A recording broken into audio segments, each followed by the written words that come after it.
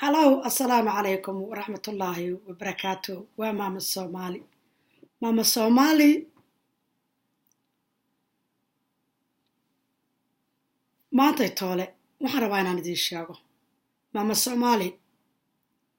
I am my own queen. I am self-made queen. Waxa weeyaan waxaan ahay naftayda anaa boqray. Naftayda anaa sharfo. Markii hore berigii horeete ma aanan aqoonin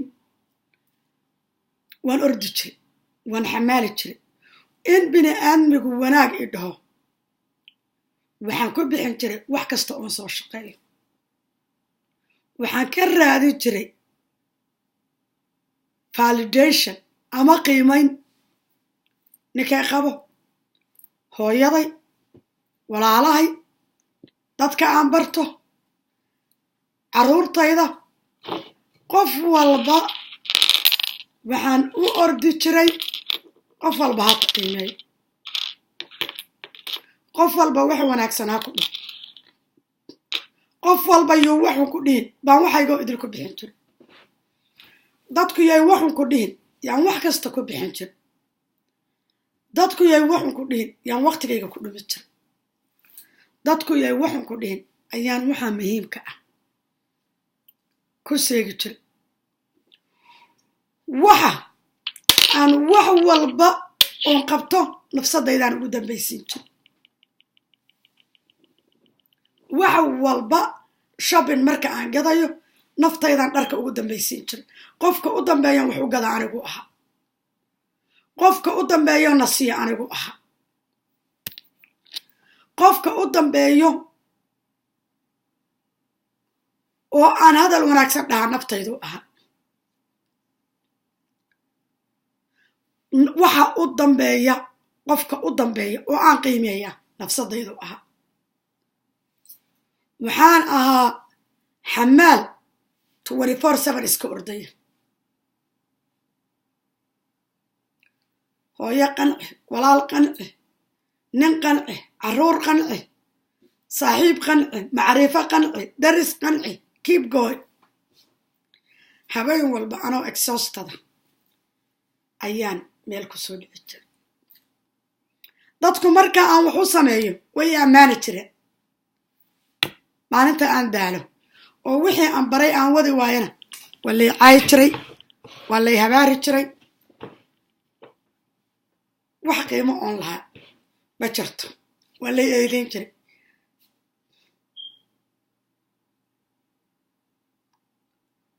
saan u ordayay ayaan anigi daal awrka haddii rarka laga badiyo heryada cunaa markaasaan hal mar soo jeesta markaasaan meel fadhiista markaasaan iri horta canabey ad ilaahay iyo mas-uulkaa saar waxa ilaahay ugu horreeya oo aqaro lagu weydiinaya maxay tahay waa naftayda ilaahay kama aqli badnide horta nafsadayda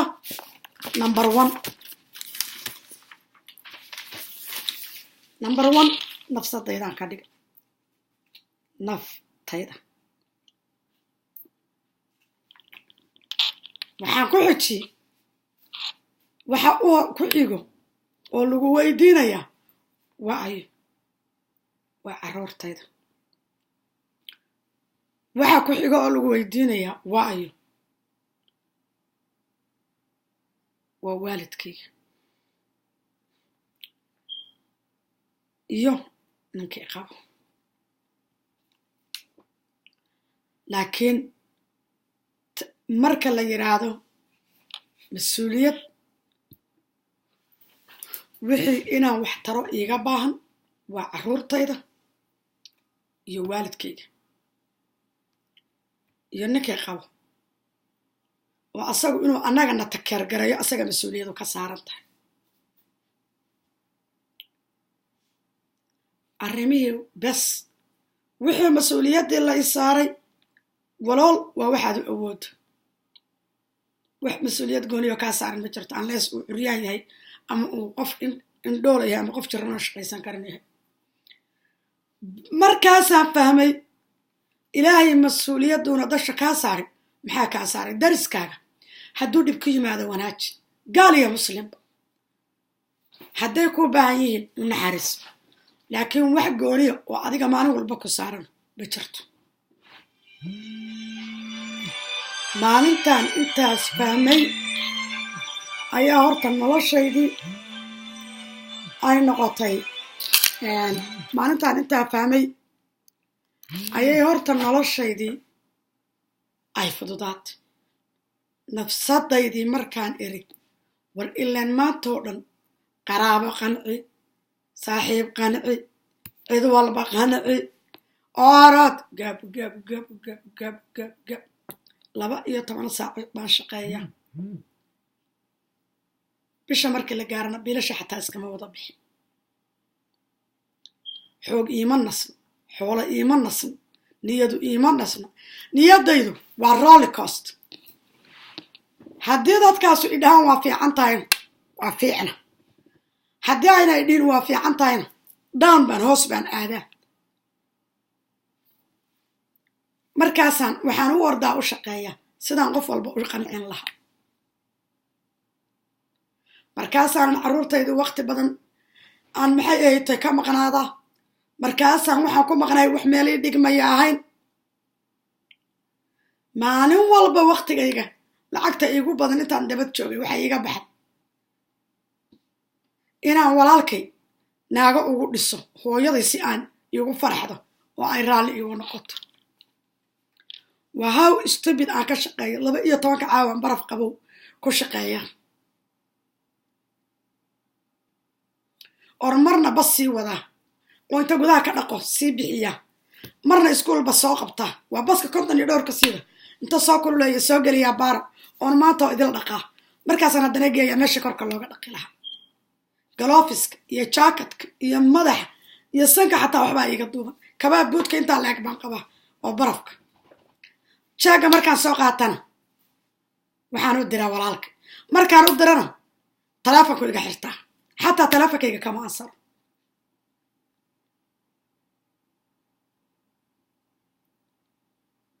intaa waxaan ka raadinayaa validation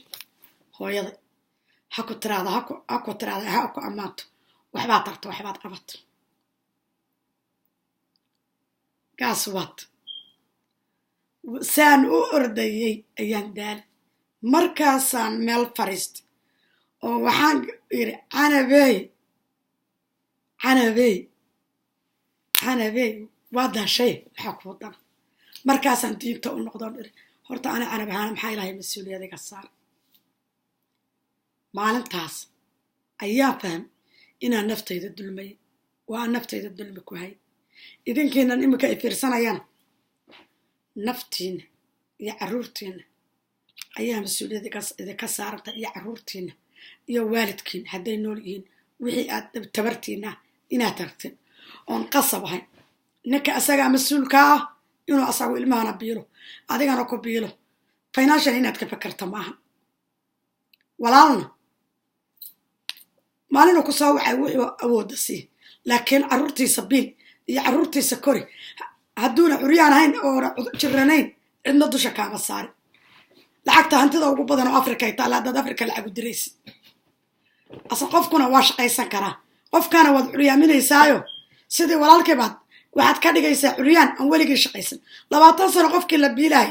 oo 32 jaro ma yaqaan meeluu nolosha ka bilaabo waayo waqtigu nolosha baran lahaabad sidii xoolihii caws cunto siisad cunto u dhigta sida looda xamar ku xirnay markaasaan iska qaylin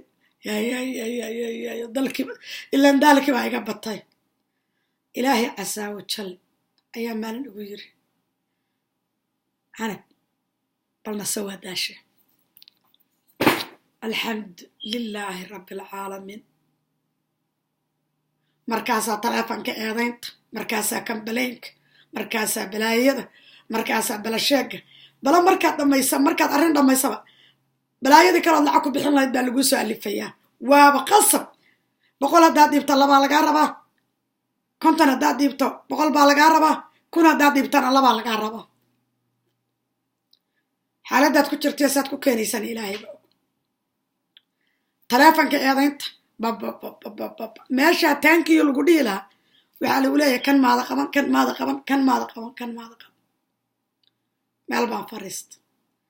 ilaahayga i jeclaa oo carruurtaydana jeclaayo miyirkayga inaan haysta rabay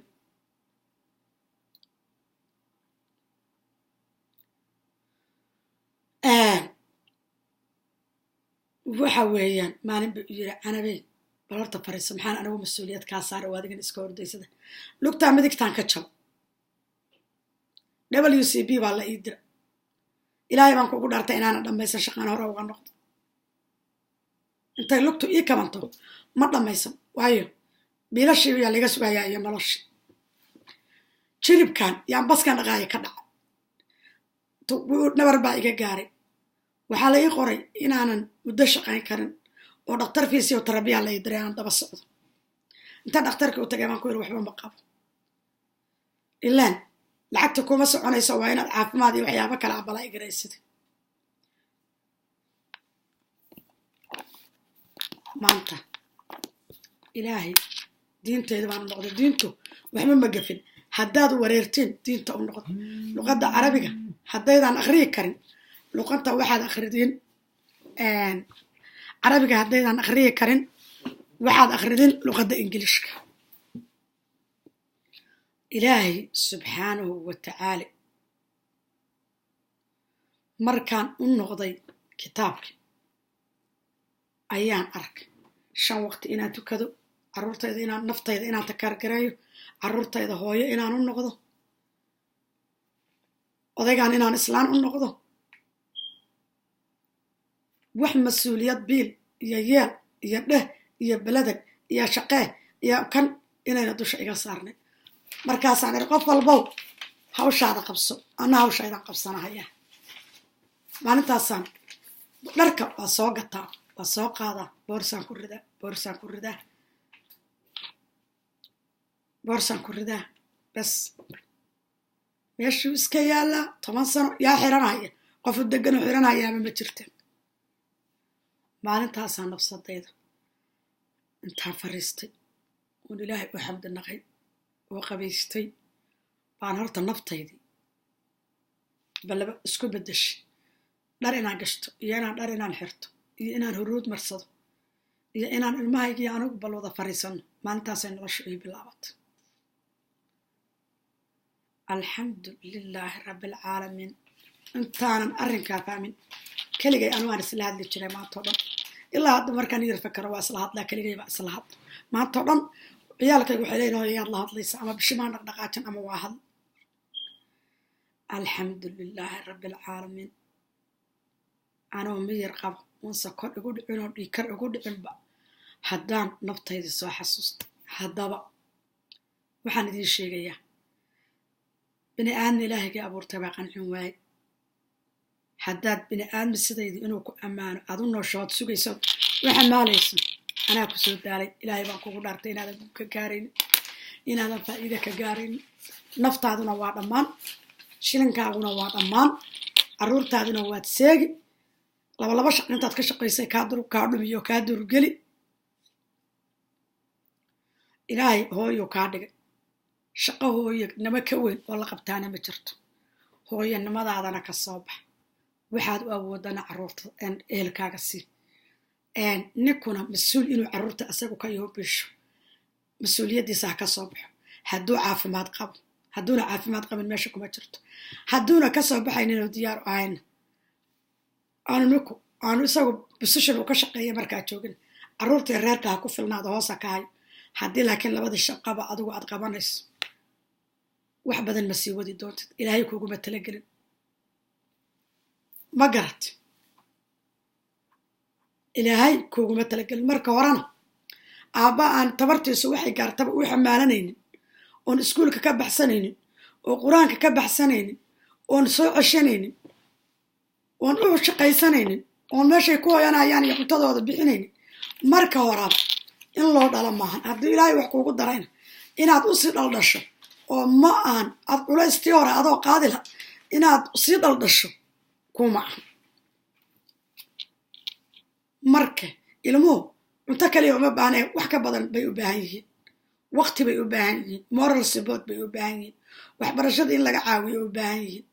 wax fara badan bay u baahan yihiin marka qofaan maxay ahaytoy aan rabin doontan inuu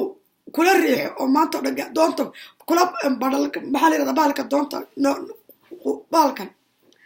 quurimiyaa la yirahdaa kan laashka inuu kula wada aan rabin culays kale yuu kugu sii rarini ha ka ogaanin culays kale kula raro qof aanba kula qaadayno halkii laga wada kula geynaynin culays kale muxuu kugu soo rari haddaad 2 haysatiyo haddaad 3 haysato ood aragto inuu kula wado ilmahan 20 sano inuu kula koriyo usan rabin iyo 30 sano carruurta maanta joogta la korinayo 30 sano la korinayo carruurta maanta joogtay muxuu culays kale kugu sii rari ilaahay waxaa laga yaabaaba mid kaleete inuu kugu soo daro oo kuwaana kula wada kuwa kalena inuu wata diyaaro ilaan ilaahay waa qafuurur raxiim marka waxa weeyaan culaysaadan qaadi karnaysa saarina cidna mas-uul kama tiidin carruurtaan iyo naftiinaad mas-uul ka tihiin waxaad qaban kartiin qabta haddaad shaqaysanaysan inta ilmuhu idin maqan yihiin shaqaysta ilmihiinana waqtiga hooyanimada hooyada ay u baanaayeen yiiseen naftiinuna yay waalan culayskaa ka badinina ilaahay kama aqli badinina sidaa aan u fakaray subxaanahu wa tacaala wuxuu mas-uuliyad idinka saarayna ka soo baxa wuxuu mas-uuliyad ilaahay idinka saarina waqti ha isaga dhuminin intaad dad biil iyo dad yeel iyo dad uka iyo dad raaligeli ka fakaraysad carruurtiinu dhexdaya ka bixi iyo aroos aad iyo aroos maantao dhan taagnow iyo ululu taagnow carruurtaadu ha kaa dayacanto hadhow mas-uuliyaddii alla ku saarayo carruurtaada ahayd iyo naftaadana gab waxaan lagu dirin oon ilaahay ku saarina hab sidaydii ka dabadhi wallahi ilaa waa kugu dhaartee adoo intaad daashaad soo fariisanood afka la yirin sidii maama soomaali waayaa waxbaad ka baranaysaa dadka kaa waaweyn waxbaad ka baranaysaa gurigan naftaan ilaahay adiga ku siiyey iyo gurigan iyo carruurtaan lagu siiyey hagaaji markaad hagaajiso bannaanka wixii ka jira ka fikir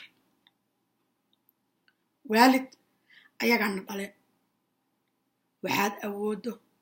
oo tabartaada ah ha kaa karan waalidkaaga wax ka sii adoo dharigsan oo waalidkaa gaajoon ma fahamta anigu hooyaday hadda lacag uma diro laakiin waa soo gobtay shaqadeeda waa soo qabsaday dollar bay jiifkeeda ku qaadataa waxaan ogahay in dollar loo diraayo haddaan dollar loo dirayn waa u dari lahaa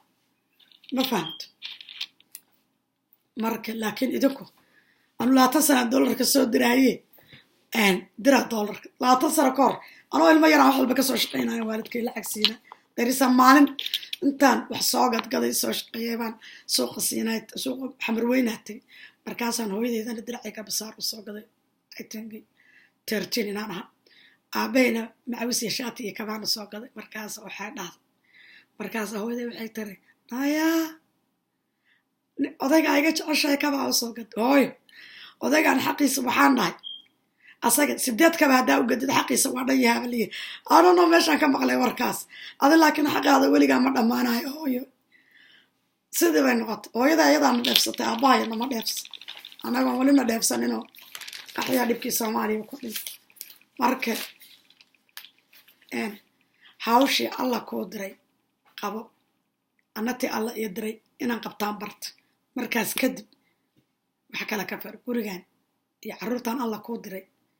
yaad mas-uul ka tahay guriga walaalaha iyo guriga eheladiidaada o dhan mas-uul kama tiidi kuwaan ka dada sadaqada haddaad bixinaysana wixii ugu horreeyood siinaysa naftaada ka bilow carruurtaadana ku xiji carruurtaada sadaqada waa ku baxdaa ninka ku qabaa hadduu miskiin yahay una waxaysan isaga naftiisa sadaqada waa ku baxdaa wax siin ma garato oo ka farxi markaad reerkaaga ka farxiso waalidkaa ku xiji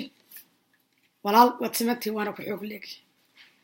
waxaad u awoodo kii shaqaysanaya waxaad ku caawin karta ku caawi kii wuxuu cuno u soo fadhiyana shaqaysa kodhoon curyaan ahaynon xanuunsanayn ma garat gurigan iyo reerkan aad tacabteen iyo naftaan alla idin siiyey oo aqra laydin weydiinayo ka soo bax maxaa idin soo haray naftiina xanaaneey naftiina qabaysta labista haddaad qoodin sidii maama soomaaliya oo kale makabkii neerka ah soo diyaarsan isturokey isdhisa haddaadan dahab awoodin bulukaatigaada soo gado naftaadana qurxi carruurtaadana qurxi gurigaaga xitaa haddaad joogtid waxa weeyaan soomaalida waxay tiraahdaa naag waa dameer la bilay bini aadmiguna waxay markaa kaa arkaan ayay wax kaaga qaybsadaan waxaan idiin sheegayaa hablaha soomaaliyeedu qurux iyo sharaf allah idiin dhaliyey maama soomaali oo konto jiraa sidaan u eg ma garat maxay toy naftiina takargaray maxay ahay toy qof bini aadmiyaan ahay aniga naftaydu dhibaatooyin fara badanna waan soo maray marmar maskaxdaydu halkii iyo dhibkii iyo xusuustii bay aadaa waxa weeyaan scar ama nabar ayaa iga yaallo qalbigayga maskaxdayda waxyaabo xun iyo dhib badan baan soo arkay qaxi soomaaliya wixii ayaga ahaa marmar bay igu soo markaan especially markaan soomaaliya waxa ka dhacayo fiiriyo maxay ahayd itirigismi shalay markaan ka hadlayo carruurtayda meydkooda iyo meydadka iyo warlordka waxay nagu samaynayaan waxaa itirigareeyey carruurta meydadka al-shabaabka bannaanka yaallo lagu dilay balidoogle ayaan fiiriyey dadku waxay arkaan al-shabaab cali dheer gadaal buu fadhiyaa ayagoo kusoo shaqaysta uu yiri suicide bombi kusoo xira marka 30 sana soo arkay wiil Soomaaliyeed oo meydkiisu sida u waran yahay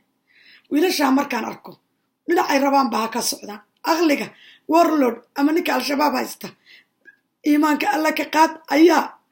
kusoo shaqaystay cali dheer gadaal buu ku gabanaya asagu meelu ilmaha isqarxiyo leeyahay uma diraya asaga galay markaan arko wiil Soomaaliyeed oo meydsa u kala yaalo ina minute maskaxdaydu kuwayga dhintana way xasuusanaysaa kuwana way fiirinaysaa can you imagine warun hooya dhashay hawsha fiir mararkaad ay arkaysiin anigoo meel kale qof human being aanahay bini aadmi baa tahay maxay ahayd toy mar walba isma kantarooli kartid waxbaa ku tiri garaynaya oohinta iyo saadka waa nolosha qayb ka mid ah ilaahay waxaan ka baryayaa waxaan aragnay aniga milyan hooyooyin malaayiin hooyooyin inaan hooyo Soomaaliyeed oo dhanba arkay nabad aan ka wada shaqayno naftiina nabad maxay ahayd toy hala dadaalo naftiina takargaray carruurtiina idin baahan naftiina u takargaray haddaad sokor qabto caafimaadkaaga adoo isdhim cid kula sheer garaynaysa dawada adun baa qaadanaysa niyadda iyo madaxa wax alla wixii buuqidii keenaya iska xir wax alla wixii farxadiina ku faraxsanayn iska xir kaligaa baad farxi kartaa gurigaan hadda kaligay faaduma kor joogta oo tagiray toosteen kala warka maayo anaa jooga maxay ahayd toy I'm doing my own things noloshaydaan wataa waan faraxsanahay qofna ma doonayo inuu isoo proof gareeyo iyo inuu maxay ahayd toy aan idhaho waa fiicanta waan ka maarmay qof waa fiicantahay inuu idhaho iyo qof inaan validation ka raadiyo iyo qof inaan qiimeeyo inuu i raadiyo waan ka baxay waan ka gudbay ilaahay baa iga gudbiyey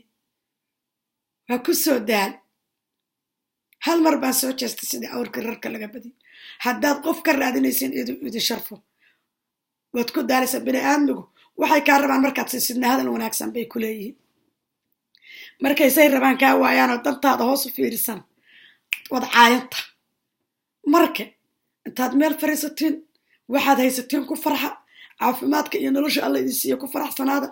naftiina takargareey carruurtiina takargareey naag walbay ilaahay baa ku weyn kaa dhigaysaa naf iyo nolol buu ku siiyey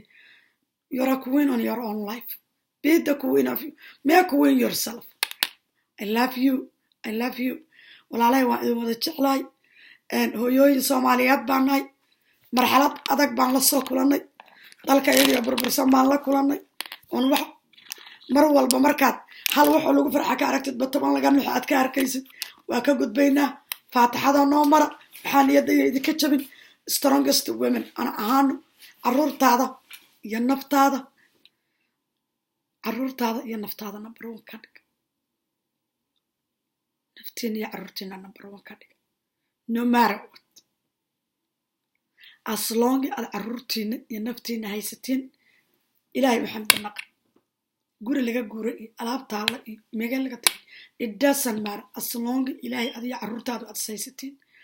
waxa importantiga ah waa midda ayada ma garad markaad xoogaan iyo dukaajataba shaqada aad qabatay iyo ilaahay waxa uu ku siiyey iyo caafimaadkaaga xitaa haddaad gabar inana tahay caafimaadkaaga iyo quruxdaada abaryar wax kasta waa qaban kartiin wax kasta waa samaysan kartiin ma garad alxamdulilaahi rabbilcaalamiin nafteenna dhulkaa dhiginin nafteenna qof kale inuu idin qiimeeyaa raadinin waa anaa ku soo daalay idinku isqiimeeya idinku isjabra love you